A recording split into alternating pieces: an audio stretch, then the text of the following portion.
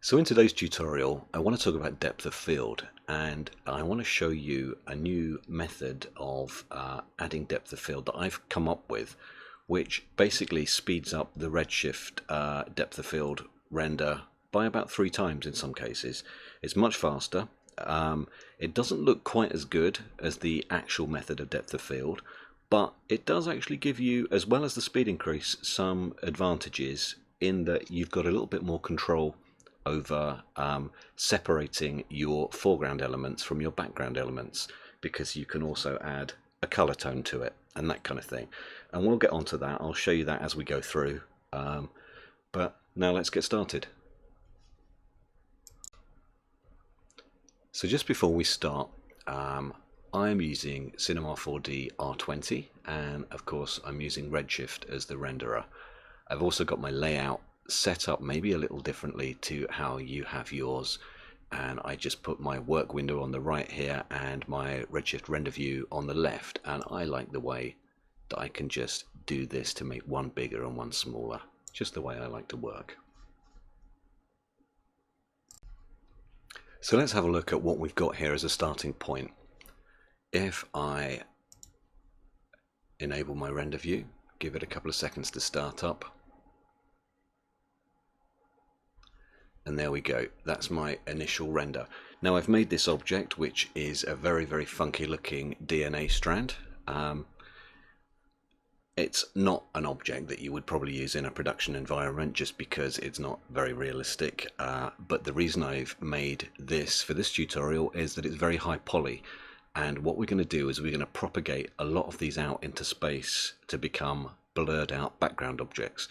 And I wanted to show you this in a kind of a simulated production environment. In other words, I didn't want to use very low poly objects because we never do in actual production. It's usually very high poly stuff and it takes a long time to render. So that's why I wanted to keep the poly amount up. Now the scene here consists of this grouped DNA object, which basically consists of the shape of the DNA itself, and then this other little object here which was made with a cloner, and this is these little flakes, and they're just offset from the surface just to make it look a little bit more kind of funky. If I turn this off and hit Shift R to render at full size, which is 1920 by 1080, this is HD production size, we can see that it's not particularly slow render, but you can see how I've offset these little bits at the edge just to give it a little bit of kind of visual interest. And I've made it a nice two-tone color with this kind of glowing texture inside, because that's going to pop nicely when it's in the background. So that took 22 seconds to render that. So what else have I got in the scene here? Well, there's this little box here which is going to be my focal point. I've called that focus, and I've hit this little button here so that it doesn't actually render. I've got my Redshift camera, and I've also got a bog standard dome light, and I've set that up with quite a high amount of samples on it, and it's got a bog standard HDRI map in there just to give these nice reflections. Nothing special, obviously choose what you want. If anybody wants me to do a tutorial to show kind of how to make this twisty DNA, I'm happy to do that as well. I might do that at some point in the future. But yeah, let's get started on propagating this thing out into the background, lots and lots of copies, and setting up depth of field very quickly to show you how that works, and to show you how slow it is and what the problems are with it. So to start with, I'm going to take this Redshift camera off. I'm going to zoom out a bit. I'm going to put a sphere into the scene, and I'm going to make this pretty big. I'm going to turn it into an octahedron, maybe up the segments just a little bit. I'm also going to go to basic and hit X-ray, just so that we can see what we're doing. Now, the reason I'm putting a sphere in is because I'm going to propagate a whole bunch of clones of the DNA strand on the outside of this. I want them to be in a circle, and there's a reason I want them to be a specific distance from the camera, which we'll get into later. So to start off with, let's call this BG sphere, the background sphere. I'm going to take this DNA, I'm going to come up to MoGraph and Cloner, and I'm going to drop the DNA into the cloner. I'm going to select the cloner, and under Object, I'm going to select Object Mode. Now it's asking me which object do I want to propagate onto. So I'm going to drag the background sphere into there. I'm going to change the instant mode to render instance, just because it speeds up the viewport a little bit. So now you can see we've got all these things propagated on the edge. What I want to do is I want to have some variation in how offset they are. So with the cloner selected, I'm going to come to MoGraph, Effector, and Random. Under Parameters, I'm going to select 0 for X and Y, but Z, I'm going to ramp up just so that we get some of them near and some of them far. Now, I don't want any of these inside of the sphere. I want them all to be outside of the sphere. So the way I'm going to do that is I'm going to select the cloner again. I'm going to go to MoGraph, Effector, and Plane Effector. This time, under the settings of the Plane Effector, I'm going to zero these out, and I'm going to push this up. And I'm going to keep doing that until all of these clones are outside, which they are. So now I can come back into my camera view,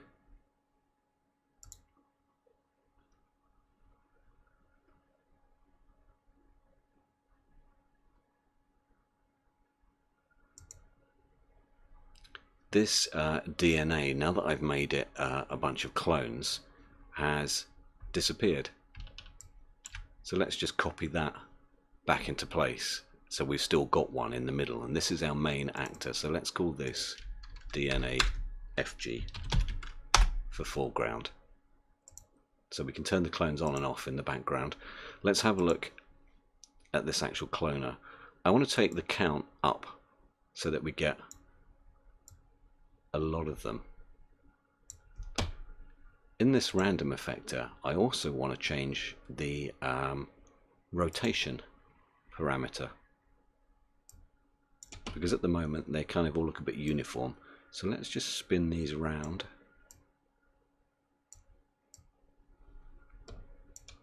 Also, in the plane effector, I'm going to adjust the scale. I'm going to make it a uniform scale, and I'm going to make them a bit bigger.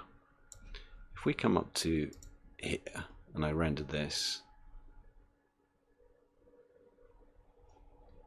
you can see that this background sphere has blocked out everything behind it. So let's do that, and that means that now it doesn't render. Now under the scale, I'm just going to make these a little bit bigger because I want them to be a little bit more kind of interesting.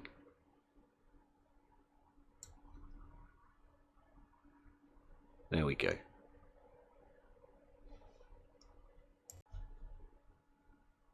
So now that we've got these propagated out in the background, let's start setting up our basic depth of field effect. If we come to the camera, you can see that I've dragged this focus box, this little box here, into the focus object slot, so the camera knows that's where the focus is going to be. If we come down to Redshift camera and we go to bokeh, and override, you'll instantly see that we start to get this really nice out of focus, shallow depth of field effect. If I turn that off and press Shift R to do a big render,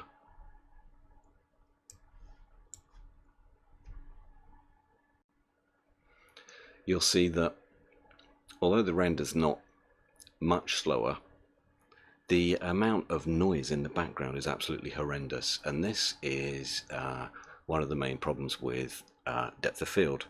It's just, there's just so much noise, and the only way to combat this is to turn the samples up. So let's just wait a few seconds and see how long this takes to render.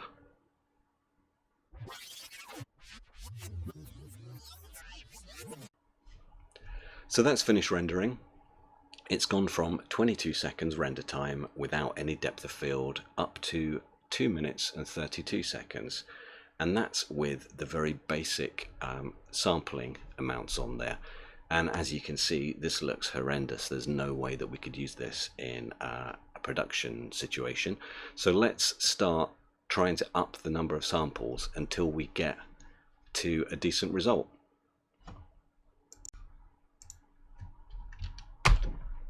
I'm going to come to render settings, and under Redshift Basic, you'll see that the default is 16 samples. So let's put this up to, say, 128 and try rendering again.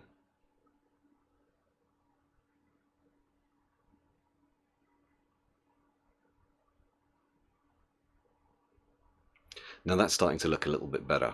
It's really slowed down, but you can really see these, especially in the highlights, you can see this very noisy stuff going on. So that's still not good enough for production. So let's turn that off, cancel it. Let's put this up to say 512. I'm going to hit render again.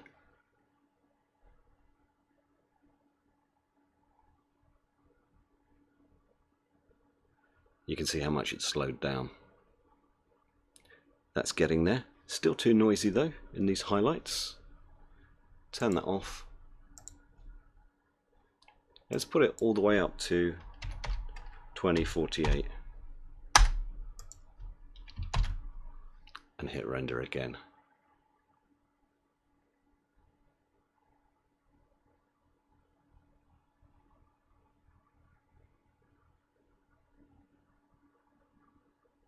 Look at how slow this is rendering.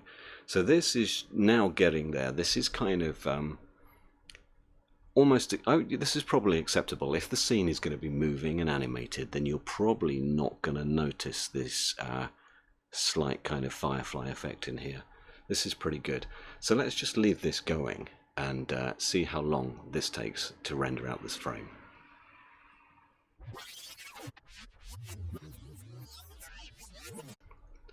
So that render's finished, and it's gone from 22 seconds with the solo strand all the way up to 8 minutes and 24 seconds with some background strands in there and some depth of field.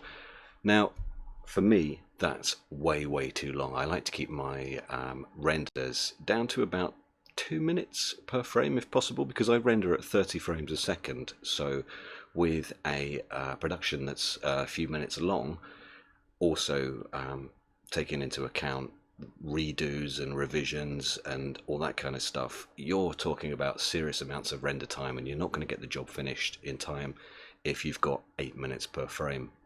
So also, if we look at this, it's still not that good. There's still some kind of speckling going on here, even at 8 minutes. And other things that I don't like about this are the fact that we've got some blur here on the object and some blur here, and the only part of it that's actually properly in focus is exactly where we told it to be, with this little box. Now, a lot of people will say, well, that's really nice, you know, that's a lovely thing to have depth of field on your main actor, and you're right, it is. But if we look up here at the navigator, that's the entire picture. You can see when it's in small format like this just how non-readable this is. If you look at this, you can't really see where our main actor is and where our background is. It's a really good thing to do, to look at this little navigator, and it should instantly be punchy and you should instantly be able to see what's going on. So although this looks nice and it's sharp in certain places, and it is physically correct, there are still things that aren't so good about it, apart from the fact that it's taking over 8 minutes per frame. So let's swap things around and try it using this new method that I've kind of worked out, and see how well we can do. So the first thing I'm going to do here is I'm going to change these samples back down to 16 so that we've got an even playfield. We can see that we've set it back to how it was. I'm going to turn this off.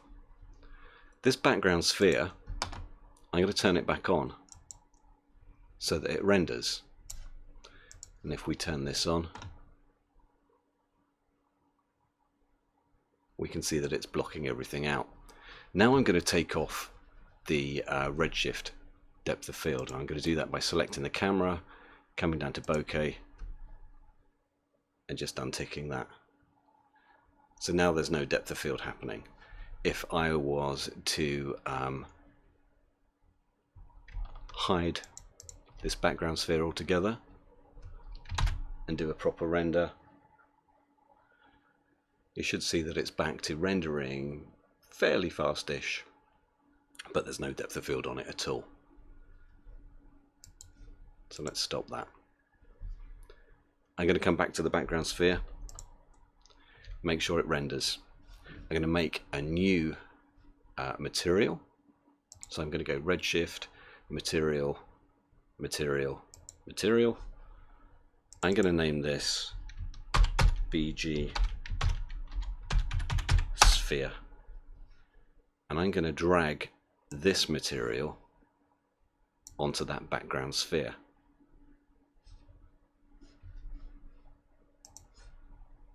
If I now select this material, let's make the color, well, let's leave the color as it is. I'm going to turn the reflection down to 0. The refraction, transmission, I'm going to take off this link to refraction thing. I'm going to make it thin-walled, and I'm going to start making it more transparent. If I go right to the end, it's kind of how it was when it wasn't there at all. If I take it right to this end, it's completely opaque, so you can't see anything. So let's kind of get it somewhere in the middle.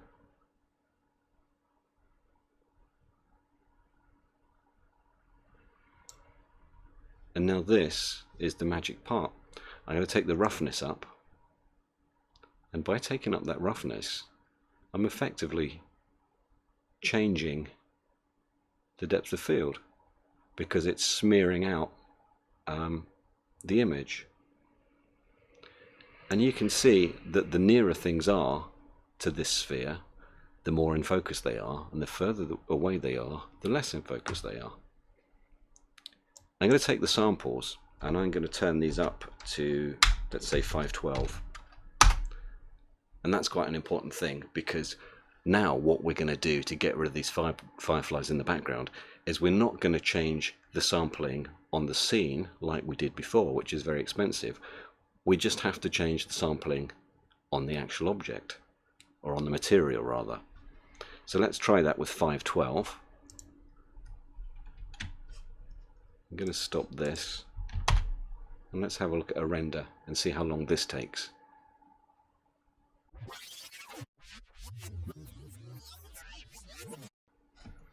So that render's finished, and you can see that instantly we've taken the render time down from nearly 8.5 minutes down to 4:53, just straight out of the box by using this method.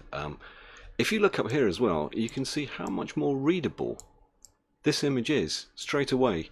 I know we've put a lot more background blur in here than we had last time, and that certainly is part of the effect. But you can see how nice it is, how kind of things fade off into the background. Now we've got these little lines from that background sphere, so I'm going to fix those, and we're going to make some more adjustments to kind of try and bring this render time down a little bit more. So let's come back to the background sphere. I'm going to right click on it and I'm going to go to Redshift tags, Redshift object, and I'm going to select that tag. On visibility, I'm going to take off secondary ray visible, take off cast shadows. Actually, we'll leave that on. We don't need cast AO, and we'll leave self shadows on. The other thing that we're going to do is we're going to go to geometry, override, and hit tessellation, and that's going to get rid of those little lines that were on the edges of the polys. Now we can come back to our material here for the background sphere, and this thing that I was saying about separating the foreground from the background, one of the ways that we can do it is by changing the color slightly. So we've got this nice glowing kind of orange object. The opposite of orange and red is blue. So let's try making the diffuse color a bit blue.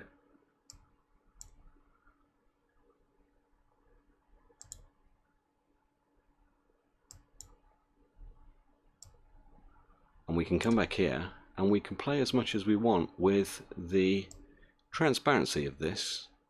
So we make it less transparent, sorry, more transparent, and those show through. Make it less transparent and they will go more to that blue color. I'm also going to turn the roughness down a bit because it's a little bit high at the moment and I want to kind of see the shapes of those things a little bit more. We can also play around with the IOR here, the index of refraction, and that's another way of kind of blurring things in and out a little bit.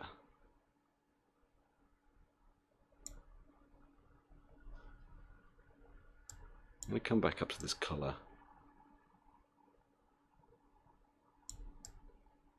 Make it just a little bit lighter.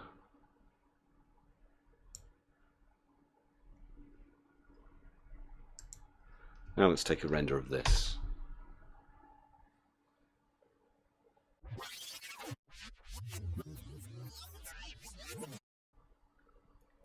Okay, so that's finished rendering. We've brought it down again by almost a minute by making those adjustments. Let's see if there's anything else that we can do to make this even faster. So let's bring up the render settings. I'm going to go to the optimization and take the reflections down from 3 to 2. If I take the refractions down to 2,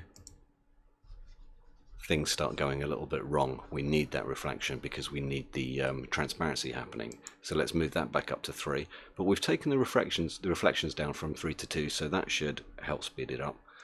The other thing that occurs to me is that in our cloner, all of these background objects, we don't really need these little flakes showing in all of this. I think that's probably going to save us quite a lot of render time.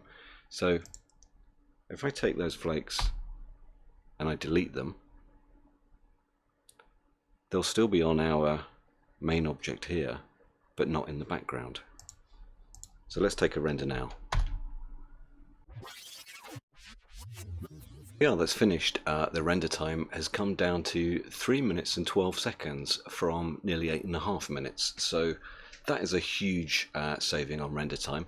And I hope you'll agree that although it's not as physically correct as actual bokeh, you don't get these nice little circles of confusion and that kind of thing.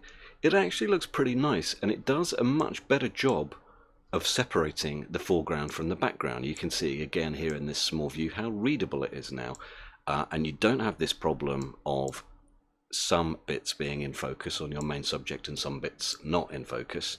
The basic idea is, as long as you keep your camera inside of this sphere, everything that's inside this sphere is going to be in focus, and everything that's outside the sphere is going to be out of focus. And it's really as simple as that. There's so much you can do with this, obviously not just in medical stuff, you can use it all over the place. And I really like the way that you can change the colors and you can basically ramp up how out of focus things are just by changing the material properties. So I'm going to get this rendered up into a little animation just to show you how well it works. And yeah, I hope you enjoyed that, and it's a thing that's as useful for you as it has been for me. I'm really glad I discovered that. It's saved me so much time in rendering and made my clients a bit happier. So thanks for watching. See you next time.